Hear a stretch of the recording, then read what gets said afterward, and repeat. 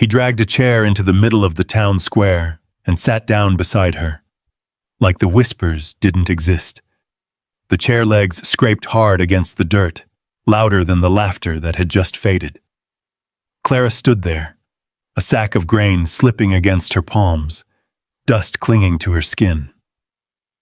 No one spoke. The wind pushed her coat against her legs, and he didn't look at the crowd, only at the empty space beside him. Then he said it, quiet but steady. "Sit with me." What made him do that? And why did she hesitate? "Stay with me. Tell me what you would have done." The morning wind came down off the Cedar Ridge hills dry and steady, carrying dust that settled into the cracks of the wooden yard and the seams of Clara Mayfield's sleeves. She stood near the loading platform, one boot braced against a crate, both hands gripping the rough burlap of a 50-pound feed sack. With a short breath, she lifted it clean, swung it up, and set it onto the shelf behind the counter with a dull thud. No one clapped. No one ever did. A wagon creaked past out front. Two men riding slow turned their heads just enough to look, then looked away again, like they'd seen something they didn't know where to place. One of them said something under his breath.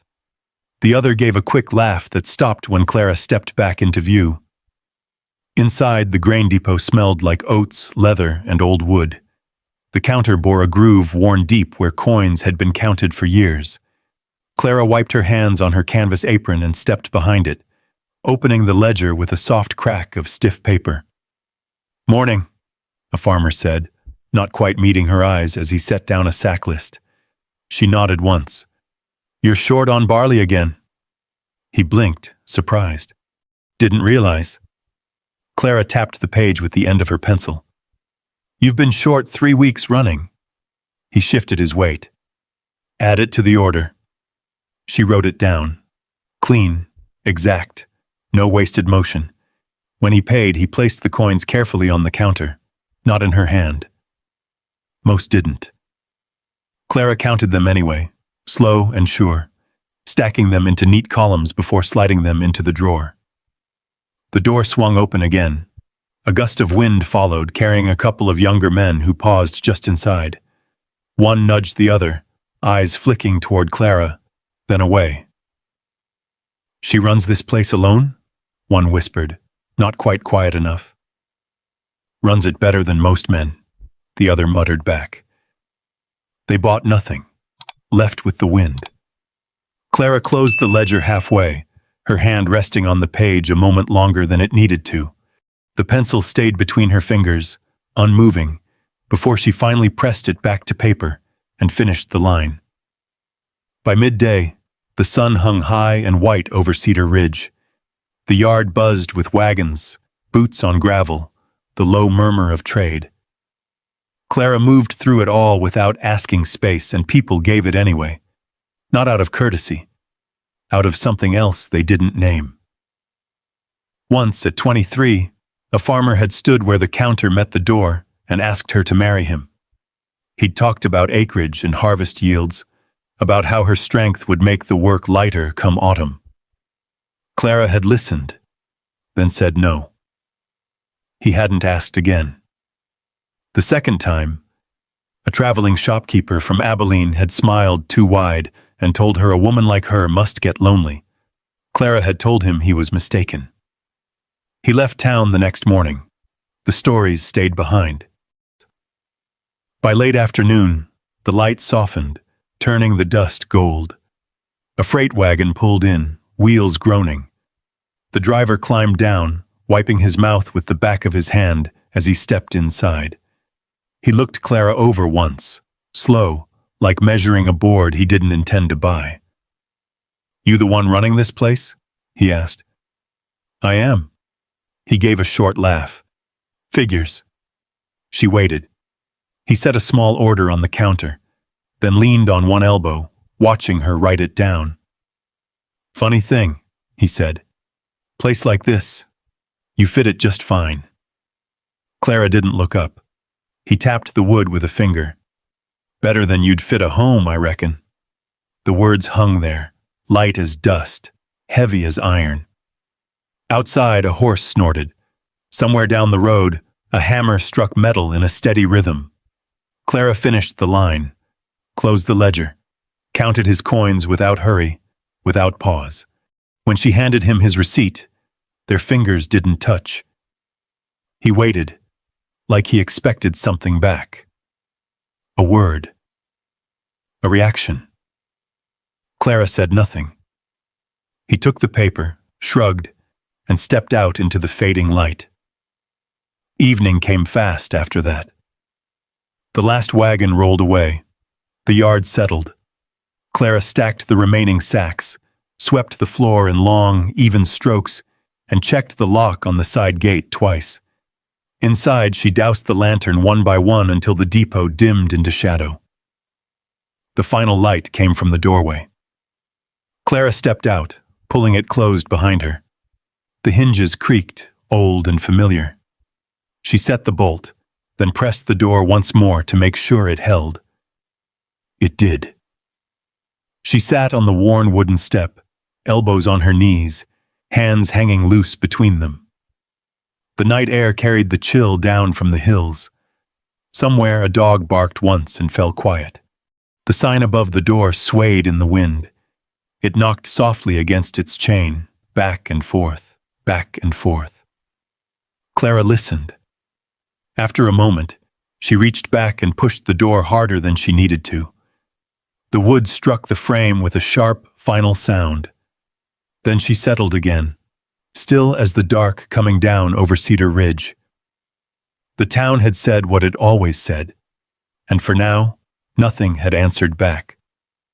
Morning came the same way it always did in Cedar Ridge, pale light over the hills, dust lifting slow from the road, the depot door opening on its old hinges. Clara was already at work before most folks finished their first cup of coffee. A kettle sat on the small iron stove in the corner, steam whispering soft. She poured it into a chipped enamel mug, took one sip, and set it aside without finishing. A wagon rolled past, then another.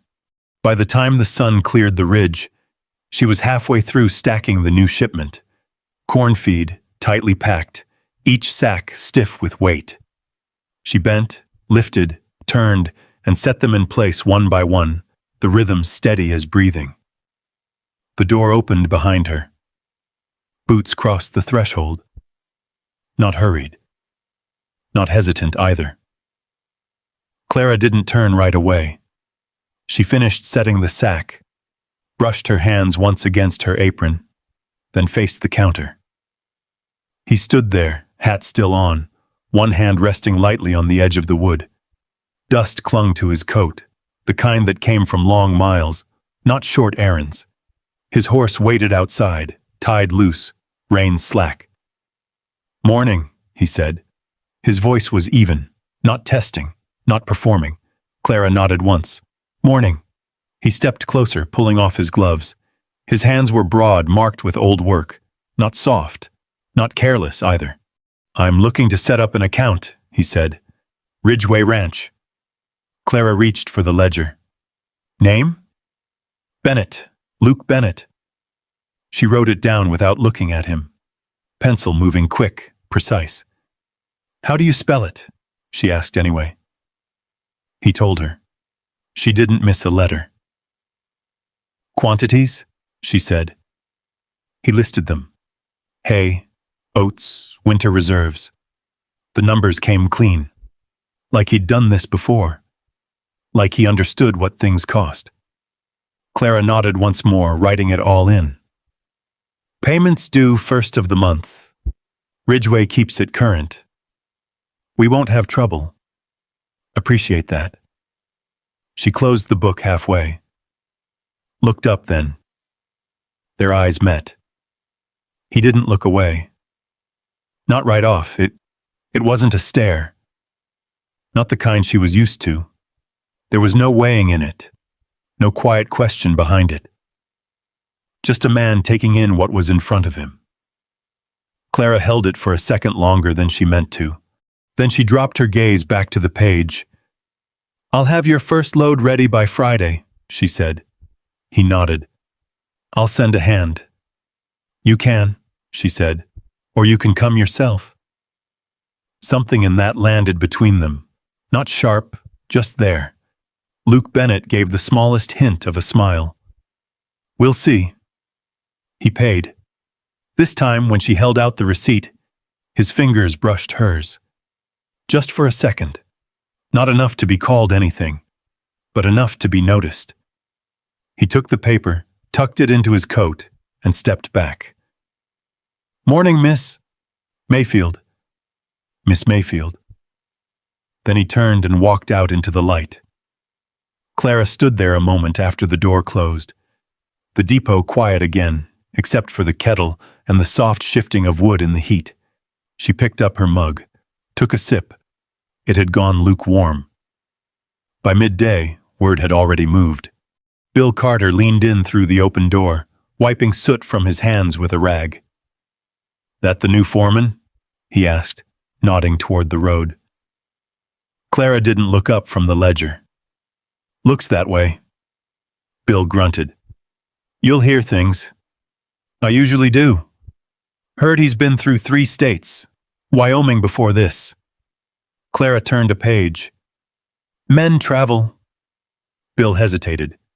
"Just saying. He might not know how things are here." Clara paused her pencil, then went back to writing. "He'll learn." Bill watched her a second longer, then pushed off the doorframe. "Or he won't," he muttered, and left. The day stretched. Orders filled, coins counted. Voices came and went. Late afternoon, the light dipped low again, same as yesterday. The door opened. Clara looked up. Luke Bennett stood there again. No list in his hand this time. "No delivery due yet," she said. "I know." He stepped in, slower this time, like he had somewhere to be but wasn't in a hurry to get there. "I was heading to the general store," he said. "Figured I'd stop in." Clara set her pencil down. "You need something?" He glanced around the depot, the stacked feed, the tools, the worn boards underfoot. "Maybe," he said. "Depends what you count as needing." She waited. He rested a hand on the counter again, same place as before. "I'm new here," he said. "Thought I might ask someone who knows the place." Clara leaned back just slightly. Not far, just enough. "What do you want to know?" "Where to eat, who to trust, who to stay clear of." She studied him a moment, then answered, "Mrs. Dalton runs the only place worth sitting down at. Coffee's strong, biscuits better than they look." He nodded. "Sheriff keeps things steady," she went on. "Don't waste his time, he won't waste yours." "What about the rest?" Clara tapped the counter once with her finger. "Don't trust anyone who tells you this town's simple," she said. Luke's mouth twitched again. "Fair enough." A pause. Then he said, "What about you?" The question hung there. Clara didn't move. "Should I stay clear?" he asked. Outside, a wagon rolled by. The wheels cracked over dry earth. Inside, the kettle gave a soft hiss. Clara held his gaze this time. "Most people would tell you yes," she said. Luke nodded once. "Most people don't seem to know what they're talking about." That sat between them a second longer than anything else had. Clara reached for the ledger again, opened it. "You don't need anything today," she said. "No." "Then you're done here." Luke didn't move right away. Then he tipped his hat. "Afternoon, Miss Mayfield." "Afternoon." He stepped out. The door closed. Clara stood there, pencil in hand, staring at the same line she'd already written. After a moment, she drew a slow breath and went back to work. But the line came out just a little crooked. The days moved the way they always had in Cedar Ridge. Wagons in, wagons out. Dust settling, lifting, settling again. The depot held its rhythm, and Clara kept it. Only now, there was a break in it. Luke Bennett came back. Not every day. Not on any schedule a person could name. But often enough that the pattern showed if you were paying attention. He came with questions that belonged to the work. About hay storage before the frost. About which road held better through early snow. About which creek ran shallow come January. Clara answered. Short, exact, no more than needed. He listened. The way a man listens when he intends to use what he's given. Sometimes he bought something small. A bag of grain he could have gotten delivered. A coil of rope he didn't seem in need of. He paid in full, took his receipt, and left the same way each time, without trying to linger past the point where a man could reasonably stay. Still, he kept coming back. By the second week, the town had begun to notice in the way small towns always do, quiet at first, then less so. Mrs. Dalton wiped down a table at her place one morning and said to Bill Carter, "That foreman's taken a liking to the supply yard." Bill grunted. "Or the one running it." Mrs. Dalton didn't answer, just poured coffee and watched the street through the window. At the livery, Frank Doyle leaned on the fence and shook his head. "Man's new," he said to anyone listening. "He'll figure it out." Clara heard none of it directly, but she saw the way conversations shifted when she stepped close, the way eyes moved from her to the road and back again. She kept working. One afternoon, a wind came in strong from the west. It rattled the loose boards along the side wall and sent dust skimming low across the yard. Clara had tied down the canvas covers before it hit, double-knotted the rope at the corners. The sacks stayed dry. Luke came in just as the worst of it passed. He shut the door behind him with his shoulder, brushing dust from his coat. "Picked a fine time," Clara said, not looking up. "Seemed like you had it handled," he said. She finished marking a column of numbers, then set the pencil down. "What do you need?" He glanced around, same as before. "Nothing pressing." She nodded once. "Then you're early." "For what?" She looked at him then. "For not needing anything." A corner of his mouth lifted. "Might be." The kettle hissed softly behind her.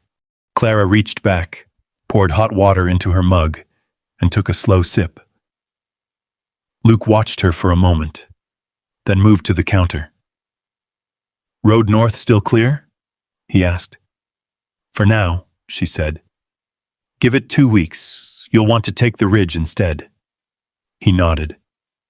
"That'll add time." "It will," she said, "but you'll get there." Another pause. Outside, the wind dropped off, leaving the yard still again.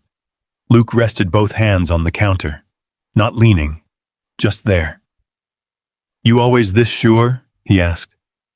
Clara set the mug down. "About the road?" "About things." She held his gaze. "About the ones I've done before." He considered that. "Fair." A wagon rattled past outside. Voices carried, then faded. Luke didn't move to leave. Clara turned back to the ledger, flipping a page. "You're done here," she said, same as before. "I might be," he said. The words hung a second longer than they needed to. Clara didn't answer. She wrote another line. This one came out straight. He stepped back then, slow, like he'd decided something without saying it. "I'll see you around, Miss Mayfield." "Likely." He walked out into the late afternoon light. The door closed. Clara finished the page, closed the ledger, set the pencil down. Her hand stayed there for a moment, resting on the cover. Then she moved again. That evening came colder than the last, the kind of cold that slipped under the door before the sun had even gone. Clara closed up early, locked the side gate, checked the back latch. Same as always. When she stepped outside, the sky had already gone pale at the edges, the first stars showing faint. She pulled her coat tighter and reached for the door. "Miss Mayfield." The voice came from the edge of the yard. She turned. Luke stood near the fence line, hat in hand this time, his horse tied loose behind him, reins hanging slack. He didn't step closer. "I don't have a reason," he said. The words came plain, no apology in them. Clara watched him, said nothing. He shifted his weight once, then stilled again. "I know," she said. The wind moved through the boards, soft and steady. Luke nodded once. "Thought maybe—" He paused, like choosing whether to finish it. "Thought maybe you'd sit with me a while." Clara's hand stayed on the door. Behind her, the depot stood quiet. Inside, the ledger lay closed, the numbers settled for the day. In front of her, the yard stretched out into the fading light. The road beyond it empty. She looked at him, then at the ground between them, then back again. No one else was there to see it. Not yet. Clara turned back to the door, opened it just enough to reach inside. She took the lantern from its hook, blew it out, and set it back down. Then she pulled the door closed. Set the bolt. The sound carried in the still air. When she turned again, Luke hadn't moved. Clara stepped down from the porch. "Give me a minute," she said. She didn't hurry. Went back inside just long enough to take her coat from the hook and wrap it close around her shoulders. When she came out again, she pulled the door shut behind her and set the latch by feel, like she always did. Luke was still where she'd left him. He didn't speak, just waited. They walked side by side without touching, boots pressing into the hard dirt of the yard, then out toward the narrow path that led down to Cottonwood Creek. The last light of day had thinned out. The sky held that gray-blue stretch before full dark, where everything looked a little softer than it really was. Dry leaves scraped across the ground with each step. For a while, neither of them said anything. Clara kept her eyes forward. The creek came into view slowly, a dark ribbon cutting through pale grass. The cottonwood trees stood bare now, branches like fingers against the sky. Luke stopped near the bank. Clara did too. Water moved quiet over stone. "You walk out here often?" he asked. "Sometimes." He nodded, like that was enough. Clara folded her arms, not tight, just something to do with them. The cold had settled deeper now. She could feel it at her wrists. "You said you didn't have a reason," she said. "I didn't." She glanced at him. "Most men do." "I'm not most men." "That's what they all say." A breath passed between them. Luke looked out over the water.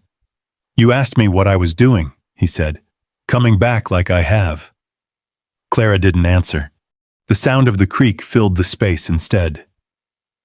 "I've been trying to figure that myself," he went on. "Closest I've got is, I'd rather be here than somewhere else." Clara shifted her weight. A small movement. Barely there. "That's not much of an answer."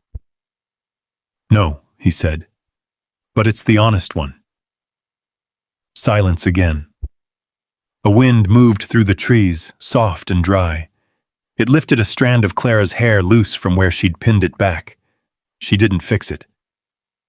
"They've been talking to you," she said after a while. "Some. About me." "Yes." She nodded once, like she'd expected that. "And?" she asked. Luke didn't rush it. "They said you're hard to get along with." Clara's mouth moved, just barely. Not quite a smile. "They said you don't make things easy." "That one's true," she said. "They said you're too much." The words sat heavier than the others. Clara turned her head then, looking at the water instead of him.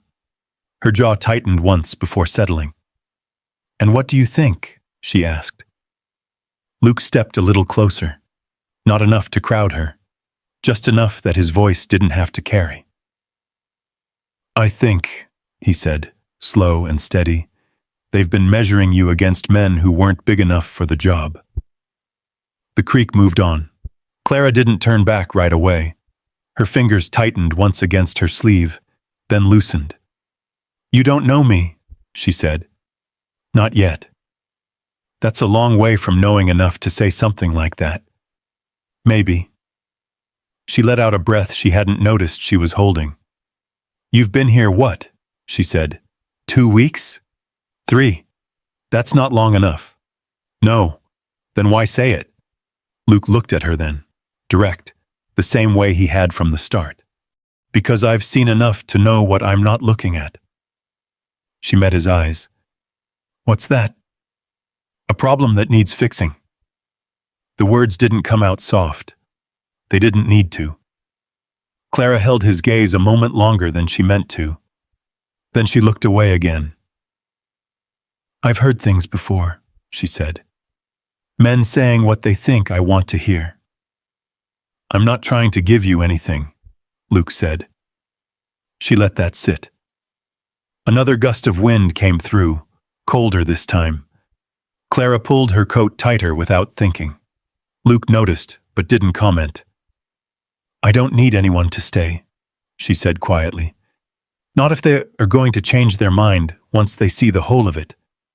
Luke nodded once. "Fair." She turned then, starting back up the path without saying more.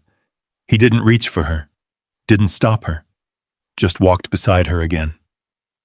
They came back to the yard the same way they'd left it. Quiet. Even. Clara stepped up onto the porch, paused with her hand on the door. "You coming back tomorrow?" she asked, not looking at him. Luke settled his hat back on his head. "If I've got a reason." She almost smiled. "Good night, Mr. Bennett." "Good night, Miss Mayfield." She went inside, closed the door. Luke stood there a second longer, then turned, untied his horse, and rode off into the dark. The next morning, Cedar Ridge woke to talk. By midday, it had settled into something sharper.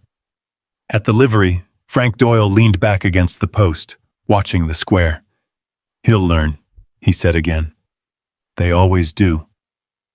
But that afternoon, when Clara carried a sack across the open space near the market stalls, the talk didn't stay quiet. Frank tipped his hat just enough to be seen. "That one looks heavy," he called out. "You sure there's a horse in this town built for that kind of load?" A few men laughed. Not loud, just enough. Clara didn't stop walking. She set the sack down where it needed to go, brushed her hands clean, turned back. Luke stepped into the square from the far side. He took in the scene in one glance. The men, the sack. Clara standing there, still as the post beside her. He didn't raise his voice, didn't argue, didn't look at Frank at all. Instead, he walked straight across the open space, pulled a wooden chair from beside a vendor's table, set it down next to Clara. Then he sat, just like that. The sound of the chair legs scraping the dirt cut through everything else. He rested his forearms on his knees, looked up at her. "Sit with me." The square went quiet. Not all at once, but enough. Clara didn't move. Her eyes dropped to the chair, then back to him. No one laughed now. The wind picked up just enough to moss the edge of her coat. Luke didn't say anything else, didn't repeat himself, just waited. The square held its breath. Clara looked at the chair, then at him, then past him, where a few men stood pretending not to watch, and others didn't bother pretending at all. The wind shifted, dragging a line of dust across the ground between them. Luke stayed where he was, elbows on his knees, hands loose, not reaching. Clara took one step closer. The boards of the stall behind her creaked as they settled. Somewhere a mule stamped its hoof. No one spoke. She stopped beside the chair, looked down at it. Then she sat. The sound was small, wood against dirt. But it carried. Frank Doyle let out a breath through his nose and looked away first. One of the men beside him cleared his throat, suddenly interested in a loose strap on his saddle. The square moved again, slow at first, then normal, or close enough to it. Clara didn't lean back. She sat upright, hands resting on her thighs, eyes forward. Luke turned his head just enough to look at her. "Afternoon," he said. "Afternoon." That was all. They sat like that for a while, long enough for the moment to settle into something that didn't need explaining. A wagon rolled past. Someone laughed at something else. The world kept on, like it always did, but the shape of it had shifted. After a bit, Clara stood, brushed her hands once against her skirt. "You've got work to do," she said. "So do you." She nodded, started to turn, then paused. "You don't get to sit there," she said, "if you're going to change your mind tomorrow." Luke pushed to his feet, slow, easy. "I don't change my mind quick," he said. "That's not what I asked." He met her eyes. "I don't do things halfway." Clara held that a second longer than she needed to. Then she turned and walked back toward the depot. That evening, the sky dropped low and gray, the kind of sky that meant winter wasn't far off. Clara finished her books early, closed the ledger with a firm hand, and set the pencil across the spine. She checked the latch, then the side gate. Same as always. When she stepped outside, a horse stood tied near the post, not the same one Luke usually rode. This one was bigger, a gray mare, broad through the chest, steady in the way she held her head. Luke stood beside her, one hand resting light against the saddle. "Evening," he said. Clara came down the step. Her eyes moved from him to the horse, then back again. "What is this?" "Her name's Iron Bell," he said. "Best back on the ranch. I had the saddle set this morning." Clara didn't reach for the reins. "I didn't ask for a horse." "I know." She stepped closer anyway.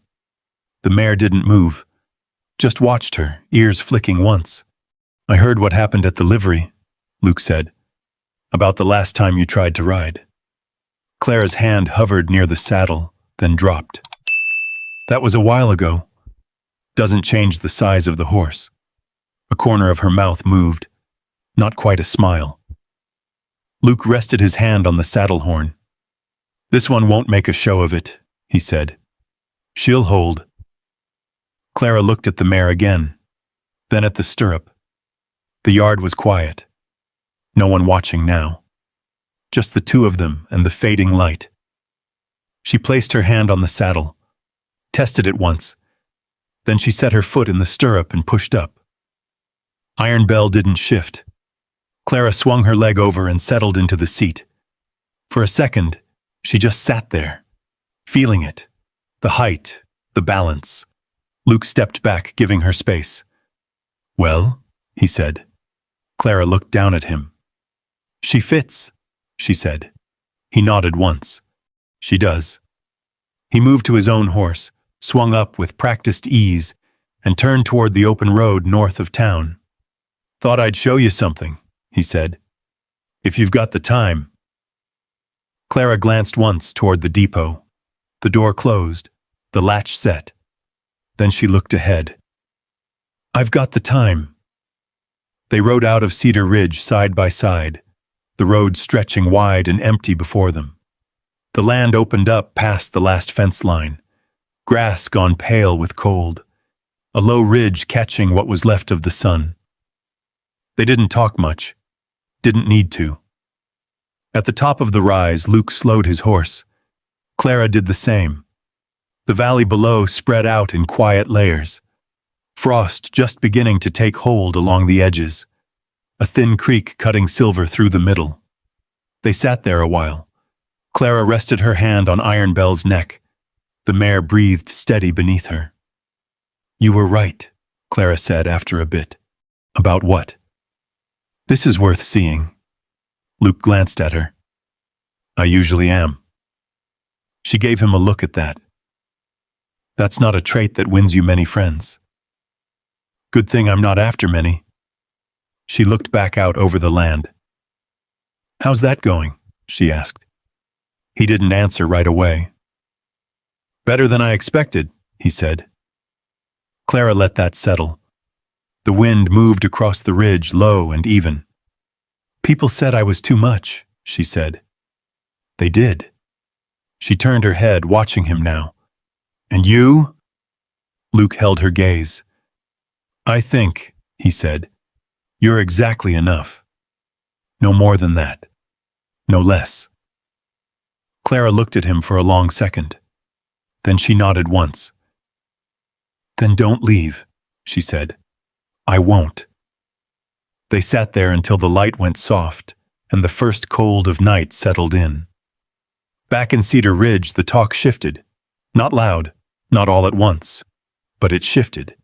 The next morning, the depot door opened like it always did. Clara stood behind the counter, counting out coins. Luke leaned against the doorframe, hat tipped back, watching the street. Neither of them said anything. They didn't need to. If you've ever stood in a place where people had already decided who you were before you even spoke, you know how quiet that kind of moment can feel. Not empty. Just still. Like something inside you finally settles into its own shape. Clara never asked to be less. She never tried to fold herself smaller to fit a space that wasn't built for her. And maybe that's what made it so rare. Someone didn't come along to change her, or soften her edges, or make her easier to understand. He just sat down and stayed. And maybe that's the part that lingers. Not the words, not the town, but the choice. To see someone clearly and not step back. To stand beside them without needing them to be anything other than who they already are. If you've ever waited for that kind of moment, or maybe walked away from it too soon, I wonder what you would have done in her place. Tell me where you're watching from. I always like to know how far these stories travel. And if this one stayed with you for a while, there are more stories waiting just like it. Quiet ones, strong ones, the kind that don't ask for much, except that you sit with them a little longer. I'll see you in the next one.